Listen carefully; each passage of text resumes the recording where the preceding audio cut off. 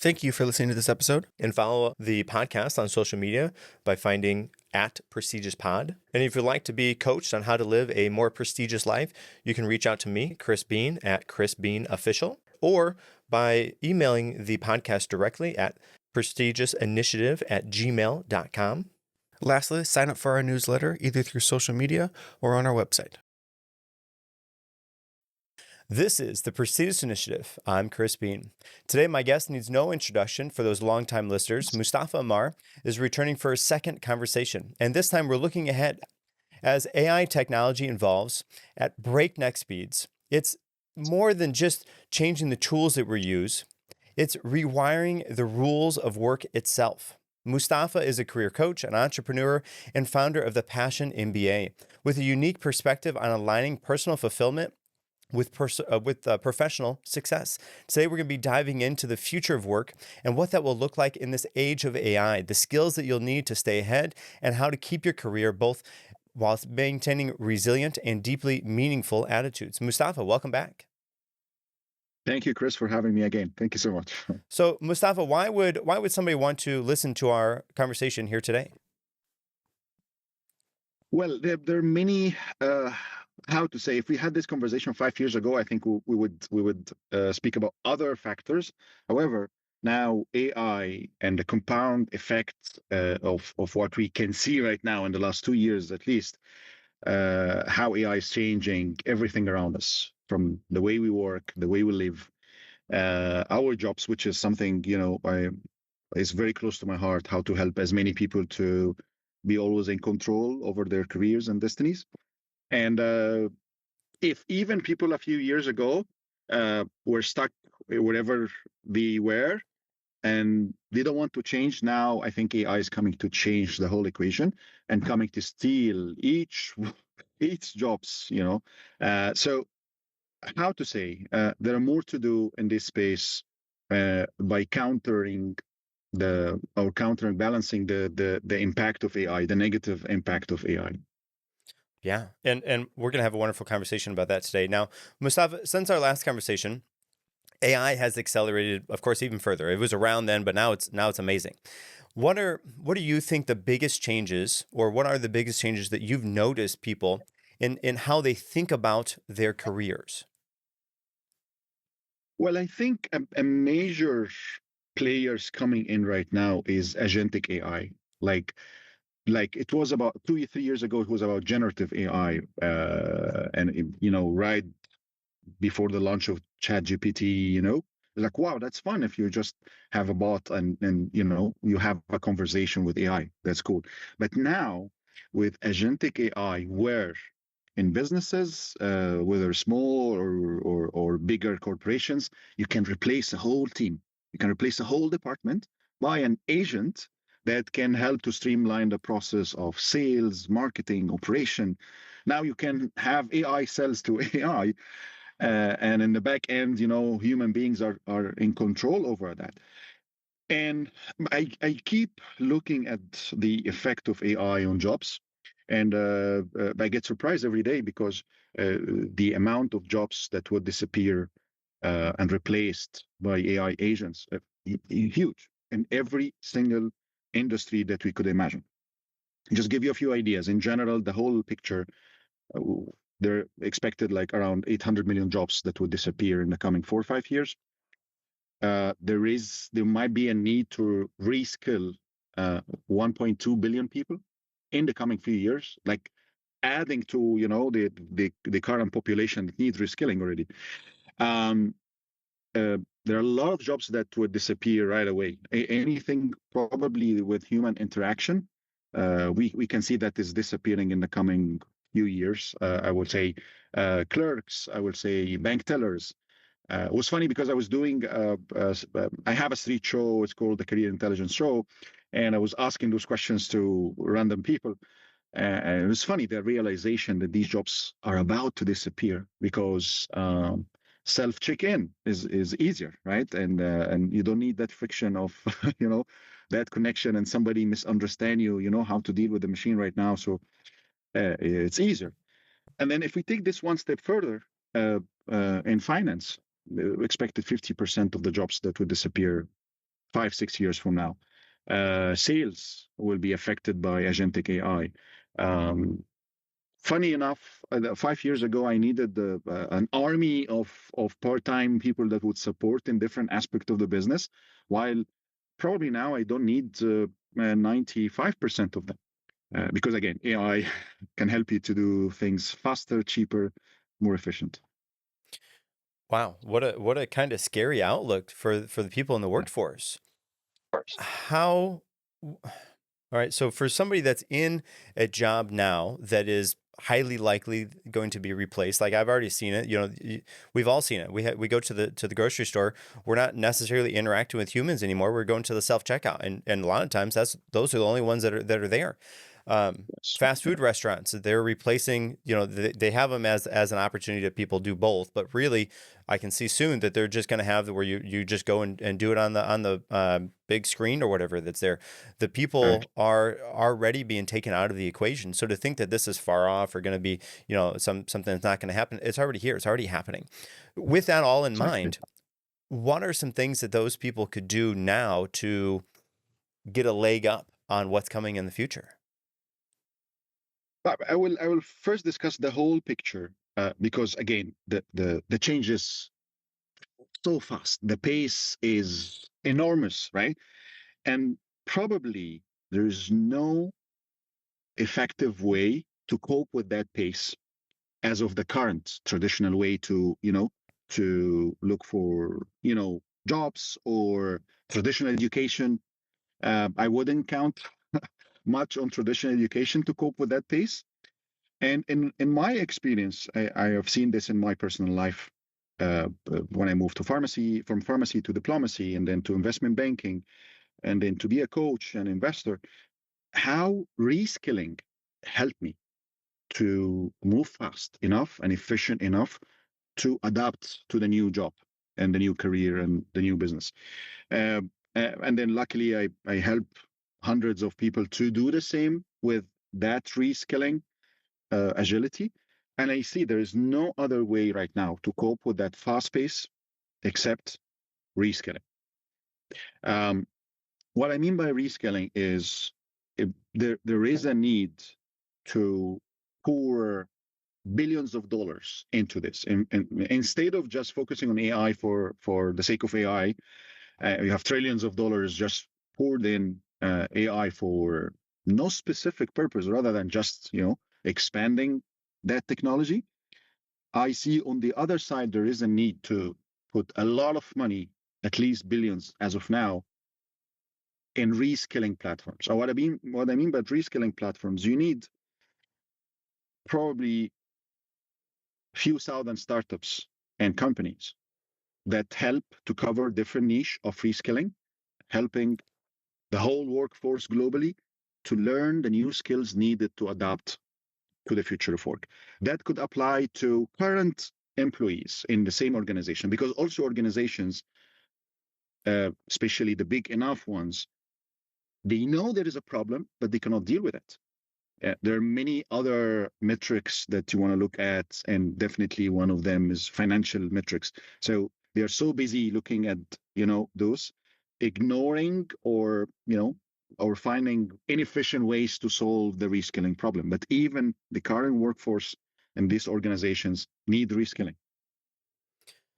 Okay, what, okay, you talked about in there the future of work. How do you define the future of work, especially with in this AI age that we're in now?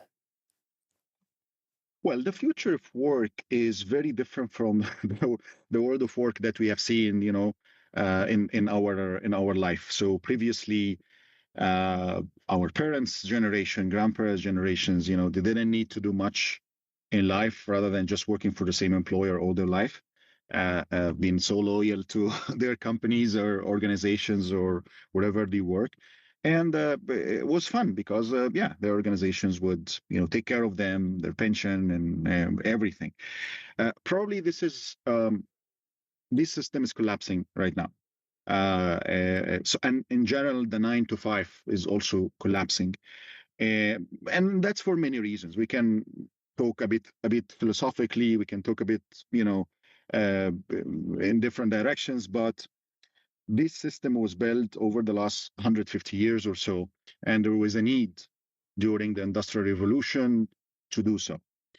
However, now with this technological advancement, um, and we are somehow coming to our origin. And what I mean by our origin, if we go back to history, we don't find this. We find people are able to do different things in life, even if farmers and their own lands, they were business owners, like they were counting on themselves, building something, selling something, and it was the nature of our our human nature. The other side is like, if you look at any civilization in the past, it was mostly characterized by the big number of polymath, or what I call them right now, career shapeshifters, where there was no boundary, or there are no boundaries between different industries or sectors. So the history is full of examples of those people who were able to do different things in life. You can call them a poet. They can be political leaders. They can be painters. They can be, and this is somehow where the genius come from in every civilization. This is how somehow why civilizations were created. Now we are in a very interesting phase where this system for 150 years, 200 years is collapsing, because again, it's not industrial anymore. You don't need thousands of workers to work in the same factory anymore, because robots are coming to replace them. Um, so there is a need to replace that. The nine to five is collapsing. We hear about some new way to work, like freelancing. So freelancing is expanding. Coaching is expanding. Each one of these is almost more than $20 billion industry, and it keeps growing. So how to say, we are about to start a new era where we are almost going back to the origin, but with a new technology that is forcing that to change very fast. All right. You talked in there about the Industrial Revolution, talked in there about school and the collapse of those things. The interesting thing is, from the way that I understand it, J.D. Rockefeller went into the school systems, kind of paid lots and lots of money Yes. to curtail how everybody is taught, how we jump at the bell, how we're trained to walk in lines, how we're trained to sit at the desk and do kind of busy work on a daily basis, to have lunch at this time, all of those things just to have factory workers. But now we don't have the factories to work in, one, and two, the whole structure, mindset behind that has gotten forgotten, or part of has been normalized in culture. Those things are missing out. And very clearly, school needs to improve. It needs to change. It needs to be able to grow, to be able to adapt in this new landscape. Okay, so I Yeah. guess there needs to be a question there. What's the question? The question is, with school, how? Okay, so obvious question. At some point, do you think that teachers will be replaced by AI? And then two is, should the students be, instead of reprimanded for using AI, should they be taught how to use the AI effectively in order to get a desired goal achieved? Yeah. It's somehow you have an education system that would work 100 years ago very efficiently, but not now, right? And but I could see this, watching news around, why different schools don't accept AI to be used, or think it's cheating if you use AI, while it's very normal right now to have this conversation with AI. And unfortunately, uh, all over the world, teachers are not trained well enough to cope with that fast pace. It's a very traditional job that is mostly somehow boring, bureaucratic. You do the same thing every single day, but mostly governmental. And any government in general when it walks slow than private sector. When it acts slow than private sector, and somehow it's so tough to deal with that. Like where to start. Like I'm not sure where to start if you want to help that. There are a lot of initiatives, and I'm part of different edtech events and corporations and initiatives, I could see, yeah, introducing AI to K-12. There are a lot of efforts out there to help students to do so. But again, if we want to prepare um, a student right now for the future of work, there's much needed than this. There is a system that is needed to be in place to help to prepare those students to a future that is completely different from now. Very different. Probably 5, 10 years from now, things will be completely different.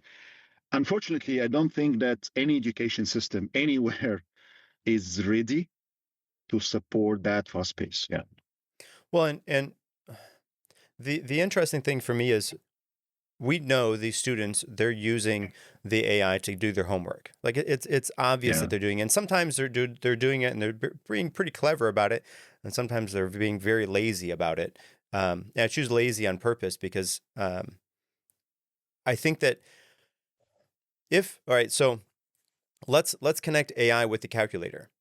At some point, we were using the abacus to do math. At some point, we were doing long form division or whatever on the Yes. paper. Now, okay, just plug it into on the calculator. You're done.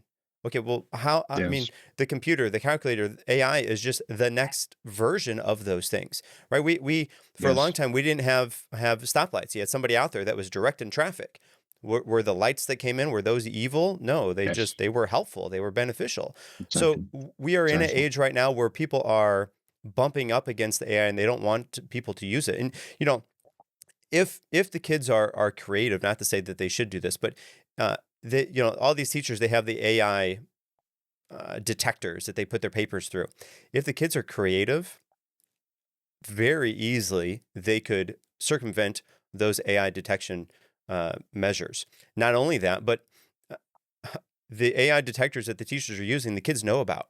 So the kids could just write something with AI, tell it, hey, don't Exactly. allow yourself to be detected through this AI detection. Exactly. They get the output, they tested themselves. Nope, not detected. Great, good, let's go. Exactly. Exactly. uh, what Exactly. The idea is, that shows initiative. That yeah, shows please. creative problem solving. Those are things we need, not to be shunned. Sorry, go ahead. No, I agree with you, Chris, that, the idea is that you're dealing with a new reality in an old fashioned way, Mm-hmm. and it doesn't work this way. You have to cope with that change. And if AI would teach us something, it could be about being more creative, right? Uh, uh, Being on the top of AI, using it to leverage something, expertise. But then just to keep doing the same thing in the same old way, and I would just have all those tools to see who is cheating on this. I don't think that's the right approach, because again, that was implanted long before in the system. It's like, if you look at something, you're cheating. But in life, if you look for something or help, or you collaborate with somebody, that's collaboration. That's not cheating, right? Yes. uh yeah. Well, and Unfortunately. as far as learning goes, I think one way that would be beneficial, and to my knowledge, this isn't happening, although I think it could work. The teacher tells the students, they have AI in front of them. They have ChatGPT or whatever Google, whatever AI Yes. choice they want. They have that in front of them. The teacher gives Yeah. them um, um, an idea to Yeah. journey down and to ask the AI about. And then the student gets to have that journey and discovery Yes. based on what the Yeah. output of it is. And what that means is the student can then allow themselves to Yes. interwind through the complexity of that idea or concept that the teacher kind of gives them, but they're doing it on their own. So there's a little bit of self-discovery there. There's some teaching, quote unquote, in there because they're got feedback from what the AI is, but they're doing it on their own, which I think is wildly helpful, wildly beneficial. But it's given them an opportunity to kind of creatively think about how to next ask the question in order to get the next series of information based on Yes. whatever they want to learn. And then they can kind of at the end have a conversation about that with the teacher, with the class. And not everybody is going to, you have 10 students, all 10 of them almost immediately are going to have different avenues that they're going to approach those Yes. things with. And so those conversations at the end are going to be wild. They're going to be interesting. They're going to be creative. The Exactly. hard part is AI, as of now, most of them don't have very good guardrails on what is fact and what is fiction, and sometimes Yes, even gives you websites that are real, quote unquote, but you go to click there, exactly, whoop, that's nothing. Which exactly. is interesting that it's able to do that. But that would be something that would have to be circumvented in order for that to happen. But AI in that way, then the student can ask the AI questions, and unlike the teacher sometimes, because we're humans, no, I'm done. Yeah, I'm just move on, do something else. I'm done answering that same question over and over again. But the AI is never going to get tired, never going to get bored, never going to. It's always going to give them the best able answer that they can, sometimes even possible, made up. exactly. But it's going to be interesting, and there's going to be a growth that's going to happen there that otherwise wouldn't happen. 100%, I agree with you, Chris.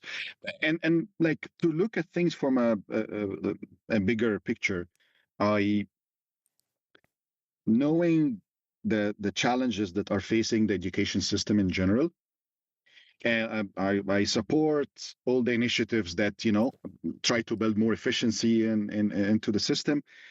Uh, I'm very concerned about the fast pace of AI progress and advancement because it's not what we think. It's probably every quarter it's 4 or 5 times more efficient, than it is today.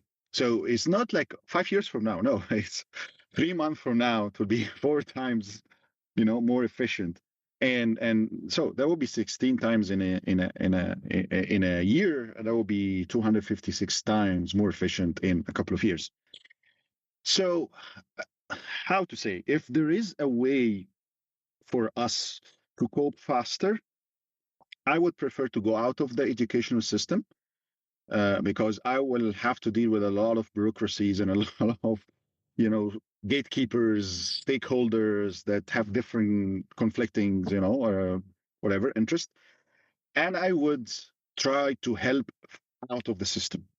And I will go back again to the idea of reskilling because to earn a degree, it would take you somewhere between 2 to 5 years to get a master degree or right PhD, and it's so costly, it's time consuming. Good, but then how about if you need to change again or pivot again with the big fast change that is happening, especially right now, the average lifetime span of a skill is around 5 years. Around 5 years. So if you have a skill in hand, that would last for 4 or 5 years. Okay, which is good, not bad. In the future, this lifetime span would go down to 12 months and 18 months. And what I mean by this, if I have a skill 5 years from now, that would maybe last 12 months for me and then it's obsolete. So I have to reskill again. I have to learn something above this to keep going. So the only way to cope with this is the continuous reskilling, is how to help each one of those people to have a clear vision for themselves in the future of work and build a plan to learn the skills needed to be on the top of their careers. And then on the top of that, be always, you know, able to learn new pieces of skills to add to the arsenal of the skill set and be always on the top. Because again, if I just think, oh, this is enough for me, maybe 12 months after, I'm again out of the market. Yeah, Okay, so let's go. I got two kind of things here. With AI moving so fast, and you're talking about, it's reproducing, it's becoming more efficient so fast. All right, so there's a couple of concerns there because we know that AI soon, if it isn't already, it's going to be super intelligent, which means yeah, it's going to be yeah, more creative, more intelligent than the standard person, which probably already is, because of where humans are, which is not great. But that's a whole different thing. When we get to that point where we have AI super intelligence, so there's a concern there because then the AI, the machine, is more intelligent than us, right? And yeah, with that, then if the AI is doing these jobs, if a human was doing those jobs, they would get a lunch break, they would get time off, they would get severance pay, all these things. They would get paid. yes, With an AI super intelligence that has, I guess, emotions and feelings and you know, at what point does that bridge the gap to, okay, then you have to start paying that AI. Then you have to, and maybe paying for an AI is not necessarily the same as paying an AI. And then does that AI need time off? Does it work 24 hours? Does it get a lunch break? Does it have, vacation time? Which is one way to go. And then the next thing is there a way, okay, so with AI moving so fast and that skill lifespan 5 years now, but as soon it's going to be 1 year at best. We don't know what those skills that we're going to need are. How can we stay on top in order to continually learn the skills in order to not be obsolete, like the last Yeah. version of computer technology was? Thanks for the question, because this is a very important topic. If we cannot compete with AI in general intelligence and IQ in general, and yes, 100%, the score of the AI would very soon be, probably around 1,000 to 2,000, which is, far more intelligent than the whole humanity combined. I bet on something else, and that's part of what I'm doing right now, whether my new company or the new concept of coaching or the new book. If we cannot compete with AI in IQ, we probably have a chance to compete if we master what I call career intelligence. And the idea with career intelligence, and we can discuss them even in a very separate topic in the future, like 10 dimensions. And most of us probably, because how we define success in careers are completely different from what it will be in the future. So if we score, majority of us, if we would score 2 or 3, very very low on most of those dimensions. But the idea is how to take that 2 or 3 to 8 or 9 in most of them, and then probably AI cannot, because how to say, you are finding another way to compete, to leverage our human intelligence somewhere else and let AI rule that, because 100% we cannot compete with AI on that spot. So that's actually big part of what I'm trying to do right now, and building on this.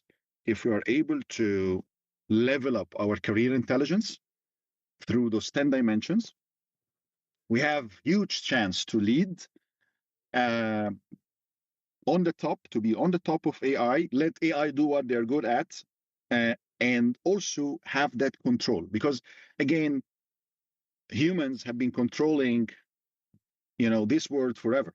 And we don't want to give that control to, a machine that could be ruthless, or I don't know.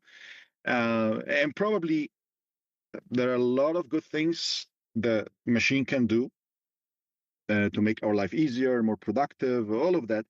But being out of the system and let AI just do the whole work is not the right approach. We have to have our say, and we have to level up our career intelligence so we're always on the top.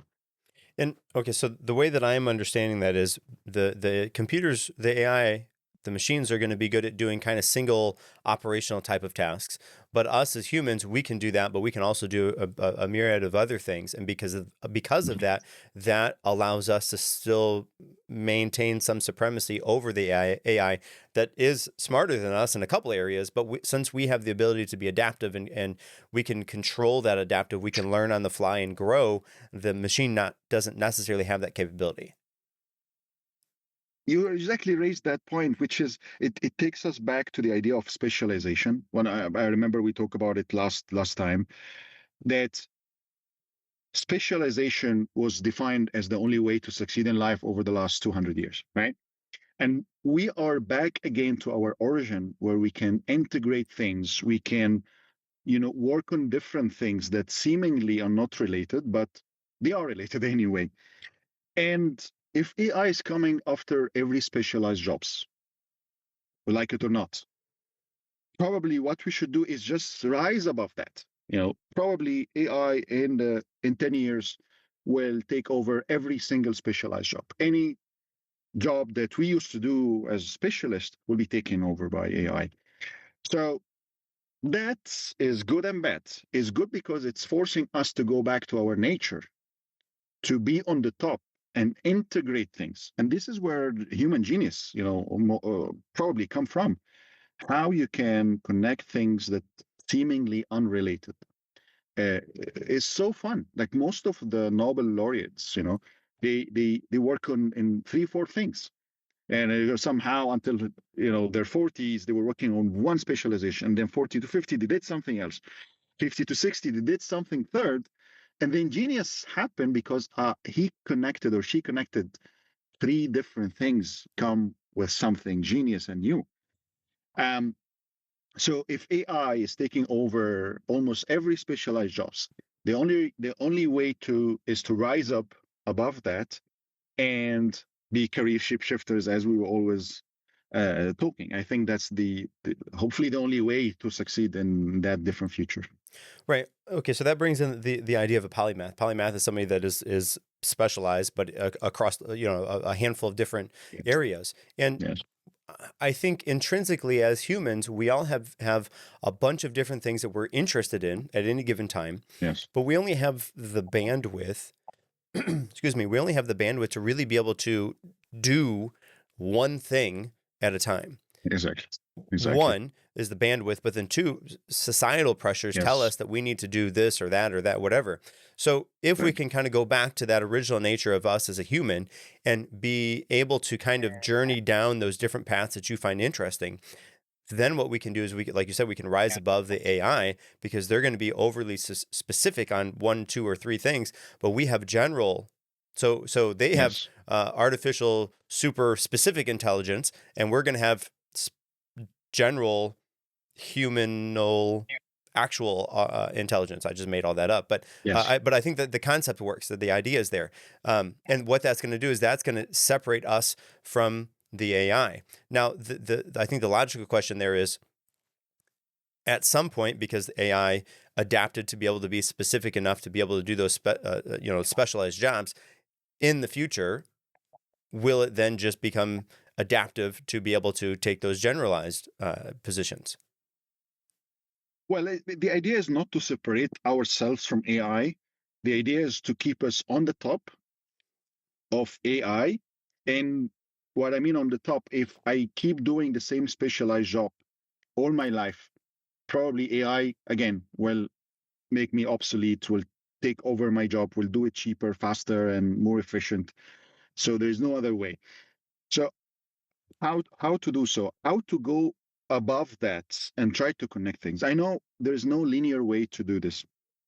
And what I was trying to do is just, those methodologies that are very practical, how to help people to build that agility within themselves, their character, and knowing it's not the one time solution or one time event. It's a continuous iteration, continuous reskilling.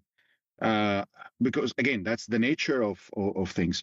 Uh, Back to your point on how different people can do this. There's no, again, different way, one way to do the same thing, because uh, I have seen, I was having a conversation a couple of days ago with somebody who was able to spend 5 to 7 years in specific focus. Like, they've done this for 7 years, and then, oh, I think that's enough for me. I want to do something else. And then another 5, 7 years somewhere else. They didn't lose because again, they are moving with their skill set, their expertise, their experience. But again, it's part of our nature. We get bored. Uh, we cannot do the same thing all our life. It's against our nature, actually. It's ants and bees who are created to do that. Like each one of them do exactly the same. She does the same job every single day until that's her purpose. Our purpose is different. We are created to do different things, explore different things, and our level of genius in our creation is to connect things. Always about integration of knowledge. Um, But again, there are many ways. My own hypothesis is uh, how to level up the career intelligence level that we all have so we can rise above. And that can cover different pieces, like, because again, financially also, we need to be smart. The education system didn't teach us that. This is just making a joke with a friend of mine uh, in the MBA program. The professor was saying, like, if you put some money in the stock market in 1900s, that would be very good now. And it's like, I want to say, like, I wouldn't live from 1900s to 2000, you know.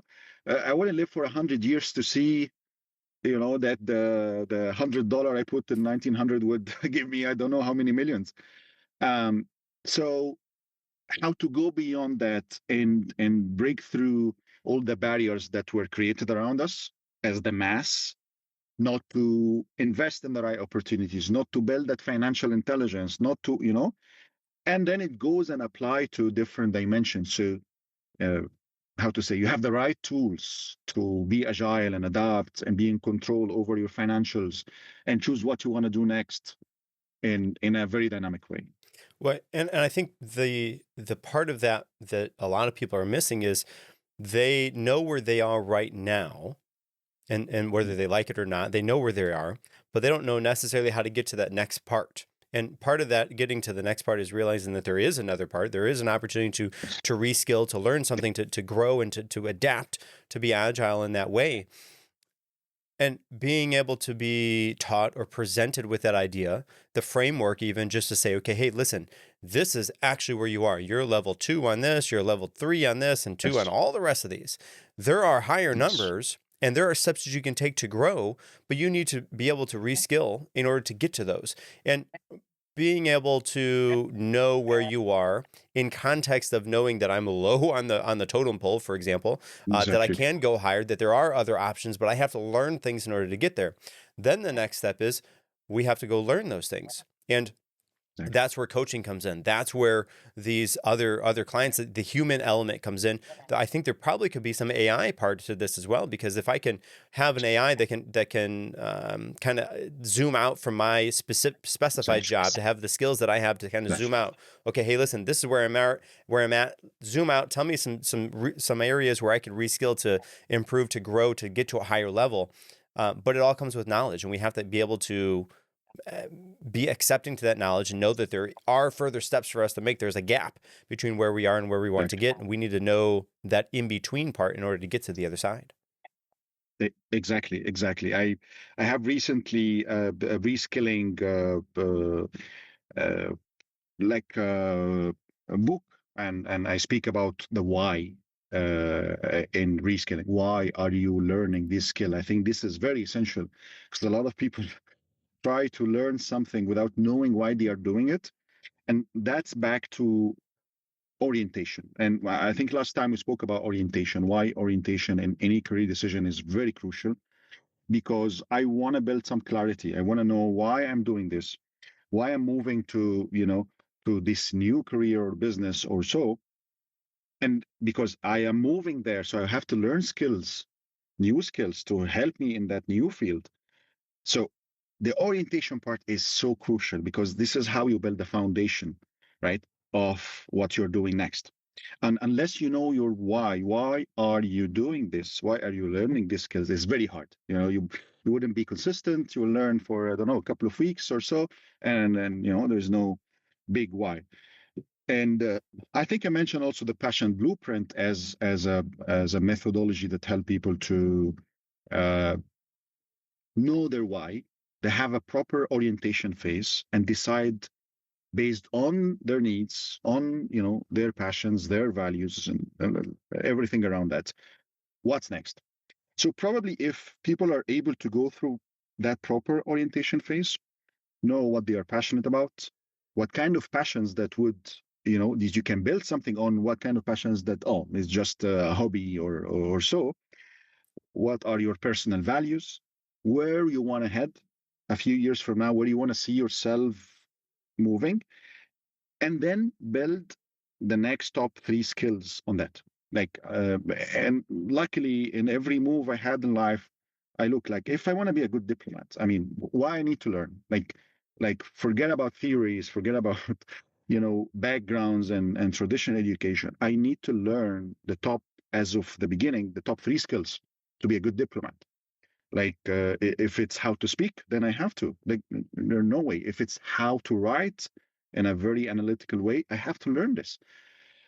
So when I was able to have that clarity, why I'm doing this, that fuel is pushing you to learn the skill and master it in the shortest time.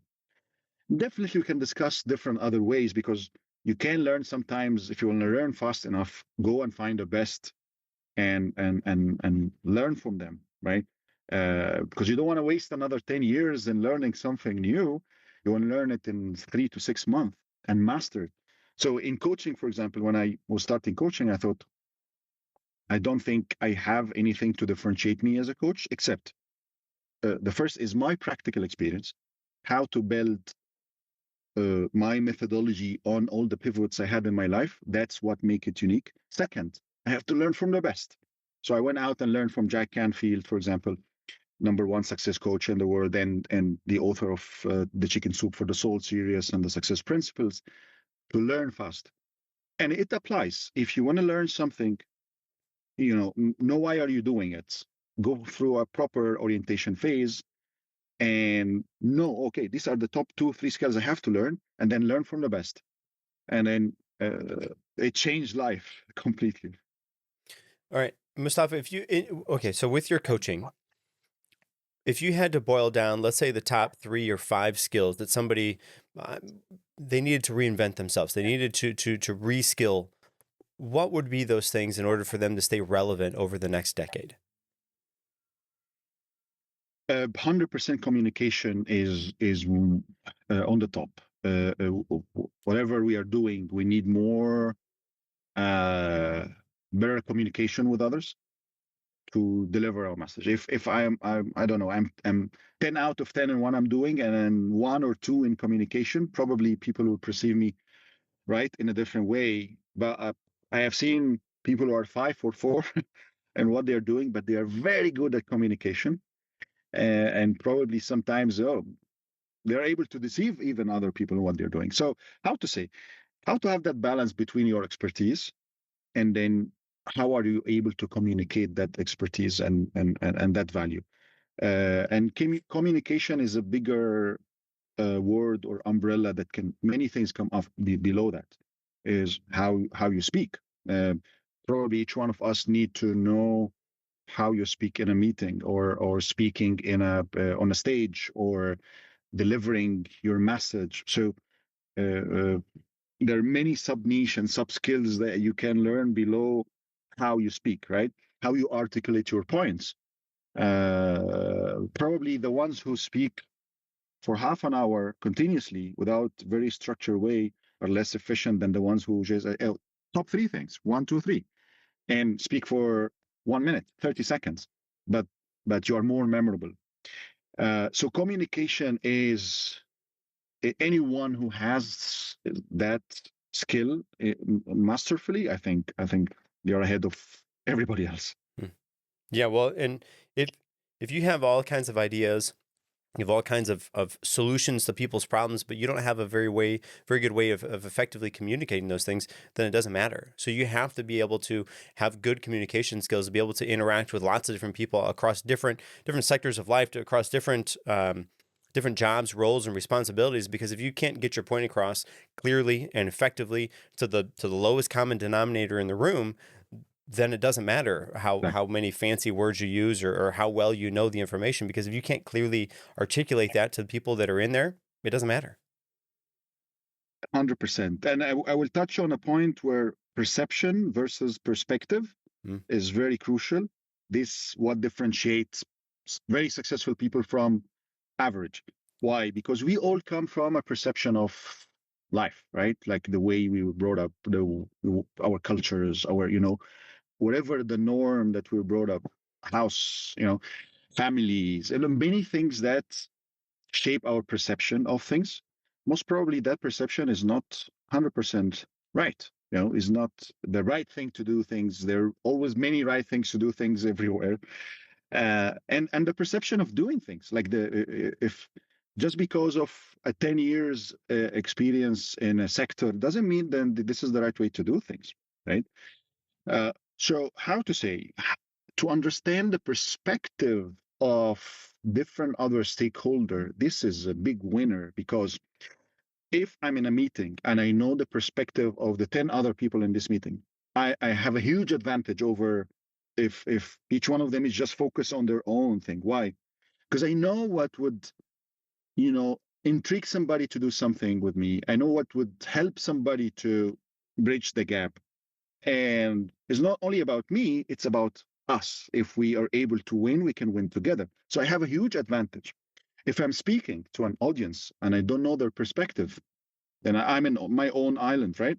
If I don't know their sufferings, what they have been through, what they go through every single day, and I'm able to share life from their perspective, uh, then it doesn't really matter, because like sometimes I speak in events as an investor, and if I don't show that empathy and that perspective from a founder point of view, and I clearly, you know, signal that I am on your side. I want you to be succeeding. Like I tell clearly, as an investor has the right to choose their founders. You as a founder, you have to be selective, and you have to choose your investor in a way that you are showing them that empathy, and you're showing them that you understand the suffering that they're going through.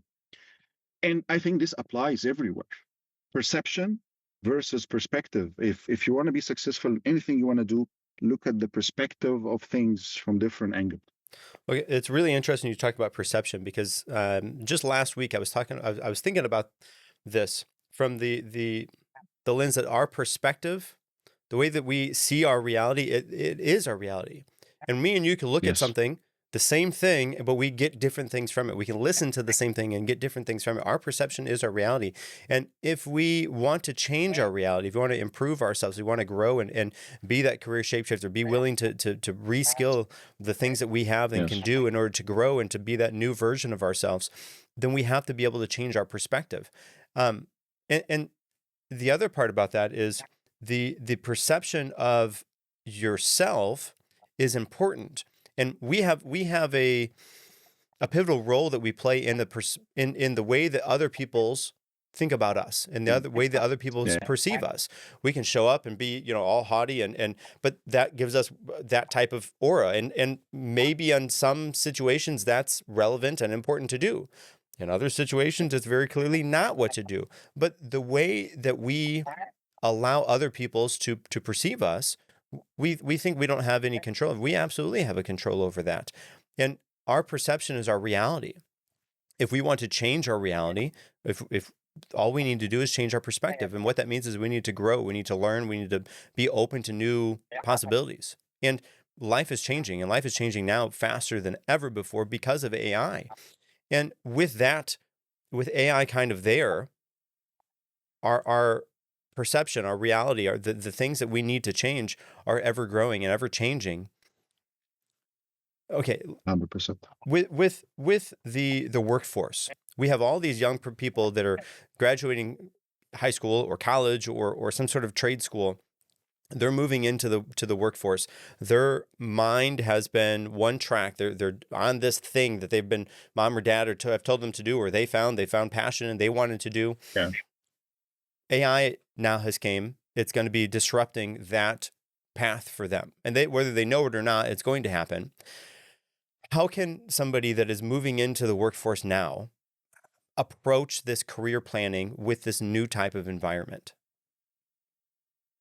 Well, the advice that I normally give in my speech to students, university students, is don't overthink the future, because the main idea is that we keep overthinking, and because we are pushed to specialize again in one direction. So it's like, oh, is it this for me or that for me, or um, and probably that is not the case. It will not happen. So don't overthink the future. 40 years from now, it will be completely different from now. The second is choose a subject that you enjoy learning about, and don't bother. with whether that leads to a job in the future or not. I mean, I studied chemistry as a major in pharmacy because I love it and I was very good at, and I enjoyed it. Probably, yeah, I'd work as a pharmacist for a while, but I moved on in life, and I can claim that that skill helped me with other things. I can claim that learning chemistry helped me to learn Mandarin, to read and write Chinese. So you will be surprised by the number of things you can learn based on a specific skill or major that you have. So I tell them all the time, don't overthink this. Just go for what you enjoy right now and focus on agility in the future. And the last thing I say, go through an orientation phase every phase of your life. Know what you really want to do, build things on your passions, and be smart about your career. Back to the career intelligence ideal. Rise above what people are teaching you or what the system is teaching you. Keep the job and keep trying to get promoted and play with politics. No, rise above this. Is much more important. Well, Mustafa, I want to say thank you. Thank you for reminding us that, adaptation starts with knowing ourselves and our values. And as we're wrapping up, do you have any key thoughts or final takeaways for the listeners? And if they wanted to learn more about you, to get your book, what would be the best way for them to do that? Of course. Thank you, Chris. Always amazing to come on your show and have a super interesting conversation. So yeah, the main idea, and I love this all the time, very general, is you don't have anything to prove to anyone, and you don't have anything to lose. But luckily, when I went to new venture, new challenge, new life, I thought about these too, and don't have to prove anything to anyone, even if I fail, don't have to, and I don't have anything to lose because it's a learning experience, and I learn a lot from those experiences. So if everyone that is watching us today is having those 2 cents in mind, I think life would be much easier. Don't overthink it. Go for something that you enjoy, and you will learn a lot through the process. Ideally, we'll learn a lot in life than what we learn in school and our degrees. Yeah, and to your second point, I'm very active on LinkedIn as Mustafa Ammar. I'm also very active on Instagram. I have a show called the Career IQ Show, and my Instagram is Mustafa Ammar, Shapeshifter. Uh, I have my books available online. Don't Live One Life is my recent book, and my first book is Time to Move On. Very good. And listeners, if you enjoyed this discussion, share it with a friend who you think might be thinking about the career in a new way, especially in this AI-driven world.